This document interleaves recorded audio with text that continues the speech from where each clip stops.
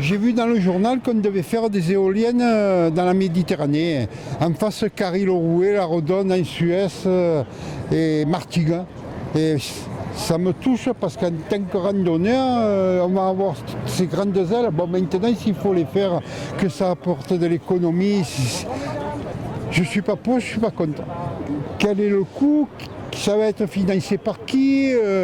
Si c'est privé, si c'est public, si les Marseillais vont en profiter, les Martigues ils vont en profiter, Fos-sur-Mer, Carry-le-Rouet, la Sauce-les-Pins.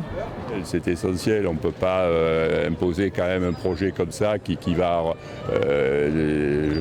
avoir des conséquences et à la fois sur l'environnement, sur l'emploi, sans se concerter.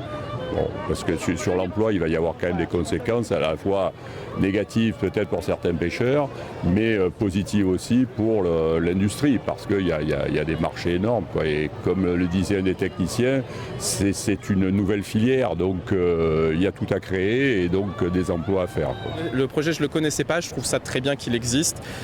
Même si je pense que le gouvernement ne veut pas forcément l'appliquer, du moins tout de suite. Le fait qu'il y ait un débat, qu'il y ait une concertation, ça permet de réfléchir sur ce sujet et vraiment se poser la question d'avoir des alternatives au tout nucléaire. Donc ce parc éolien en mer Méditerranée, pour moi, me paraît très bien.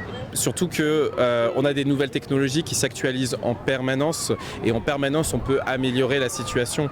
Donc ces éoliennes actuellement, dans 5 ans, dans 10 ans, elles ne seront pas les mêmes, elles seront encore plus performantes, encore moins polluantes pour l'environnement lors de leur installation. Donc c'est pour ça qu'il faut vraiment lancer le débat et mettre le paquet sur la recherche. Je travaille dans l'écotourisme. Effectivement, mon œil a été tout de suite attiré par cette thématique des éoliennes, puisque dans l'écotourisme, on est très très sensible à l'environnement, entre autres, et au respect de la biodiversité, de l'environnement, du respect de l'habitat des animaux.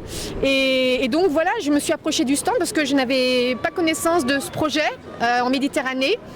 Et voilà, donc j'ai passé un bon moment avec un monsieur qui a pris le temps de bien m'expliquer, qui a été très pédagogue, donc je suis très contente d'avoir pris ce temps. Ce qu'on reproche souvent aux éoliennes, c'est les oiseaux, donc les oiseaux migrateurs, on se trouve quand même en face de la Camargue.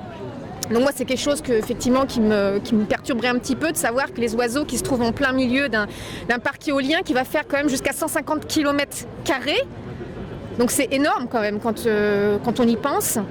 Donc voilà, il y a je pense des aspects qu'il faut vraiment peser. Donc il ne faut pas s'emballer. Et donc je trouve ça très bien qu'il y ait un débat public, qu'on prenne le temps. Voilà, c'est ce genre de décision qui est à mon avis porteuse, qui a vraiment, on va dire, du potentiel.